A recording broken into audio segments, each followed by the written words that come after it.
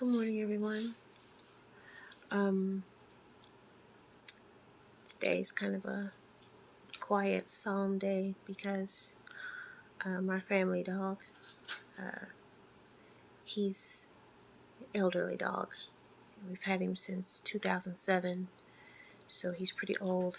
And ever since we moved back into our house, his health has declined quite a bit, drastically. I noticed signs before we got back into the house, and we moved him over from my mom's yard. His sight is gone, his hearing is gone, his sense of smell is gone. He's just getting around. He's just hanging on by a thread. He can hardly walk. He just lays around. He can't do anything because he can't see, hear, or smell. And he can hardly walk, and he can hardly stand. So I made an appointment for him today, and today I'll be taking him in this afternoon to go ahead and let him go. Go ahead and put him to sleep. I'm on the verge of tears.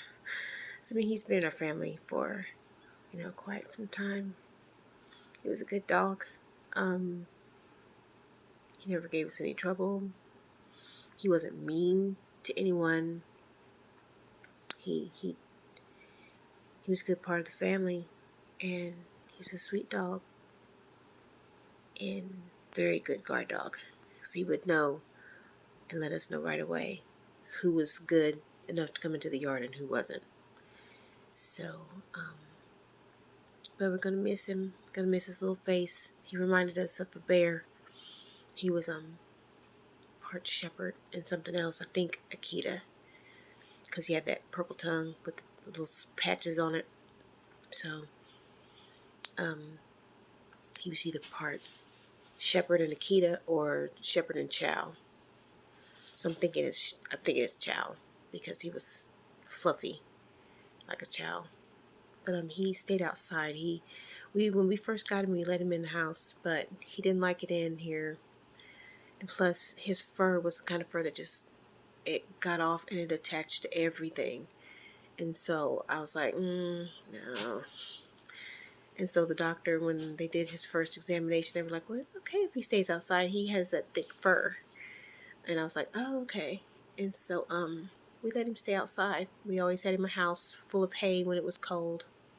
Put his house in the shade, when it was summer. And he would shed his fur every year. So yeah, good thing we kept him outside. But he was a good dog, and we're gonna miss him. He's part of our family. But I plan on doing with him what I did with our cat that recently passed. They're gonna make a paw print of one of his paws, and put it in ceramic and write his name on it. And then they're gonna take some of his fur, a lot of fur, and put it in a little container. And then they're gonna put the fur and his paw print in a little special box for us. So just the kids, they have not broken down yet. I think it's not going to hit them until he's actually gone. Especially my son, who's not here. It's going to bother him because he was closest to Max. But see, he's away, so he's not going to be able to see or be there with him. And I know I'm not going to be able to hold it together while it's happening because I've never been there when I had to have an animal put down. And actually, this is the first time this has happened to our family, because the animals we've had before, we've either gave them up for adoption or they died or disappeared. Those were cats that died and disappeared. But as for a dog, it's never happened to us before. So just asking if you guys can kind of keep us in your thoughts today.